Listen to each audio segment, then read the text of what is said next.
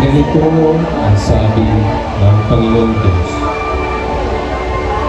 Ganito ang sabi ng Panginoon Diyos. Kukuha naman ako sa dulo ng mataas na sentro. Kaya't siya'y tumawag ng ibong ng dadali mula sa silangan. Isang malaking agila na may mga malaki at mahabang pakpak na puno ng mga balahibo na may saling-saring kulay na paroon sa Libano at kinuha ang dulo ng sentro. Kanyang pinali ang pinakamataas na sariwang ng sanga liyaon.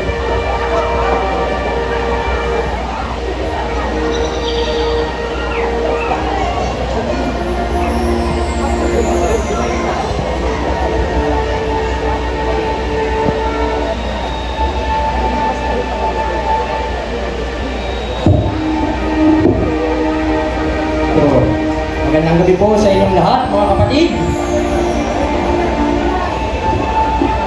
Basta po kayo.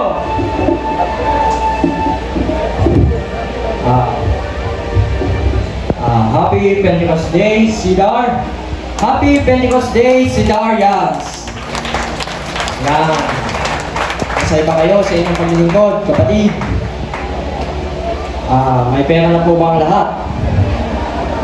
Dapat masaya lang tayo sa ating paglilingkod. Amen ba, mga kapatid? Right. Kaya purihin ang Panginoon sa kanyang panukala. Sa kanya po ang lahat ng pagluwalhati at pagkakila. Amen ba, mga kapatid?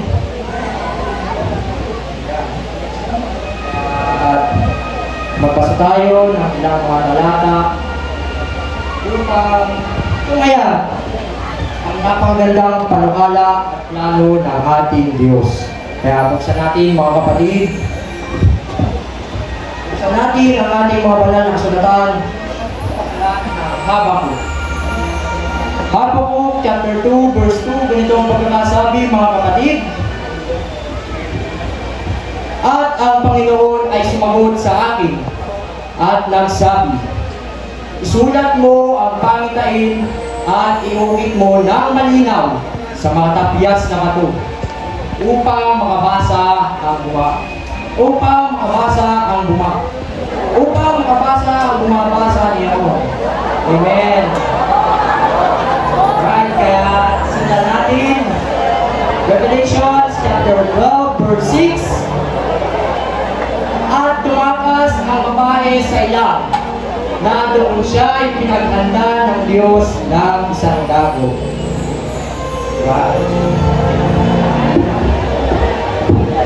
Right, kaya palakpakan naman natin ang ating kapatid natin Panginoon.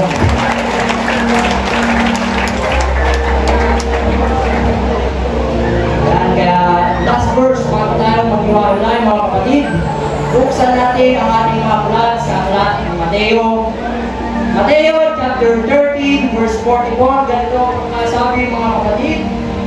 Tulad ng kaharian sa natatagong kayamanan sa bukid na nasumpungan ang isang tao at inilihim at sa kanyang kalakay yumawon at pinabili ang lahat niyang pinatangkilik at binili ang bukid na yaon. Kaya yun na, mga kapatid, para alam nyo kung paano natin pinahalagaan ang dakong ito. Yung mga kalantihan, tatramahan natin, mga kapatid. Hindi kailangan sa Panginoon yan. Ano nga ba ang mahalaga? Ang bayan ay tinatatag ng Diyos sa taluktok ng mundo at dito yan sa dakong ito. Magandang gabi po.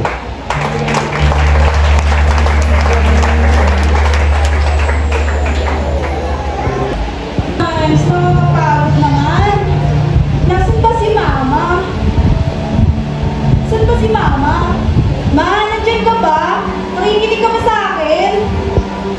Totoo ba yun? Bakit puro pagtakbo at pagtakas yung tinuturo ngayon? Tatakas?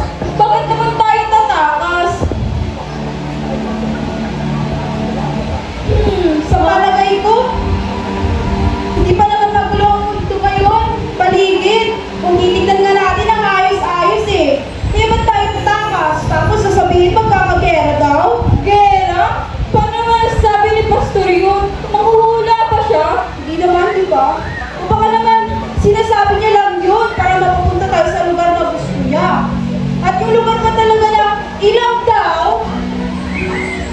Sigurado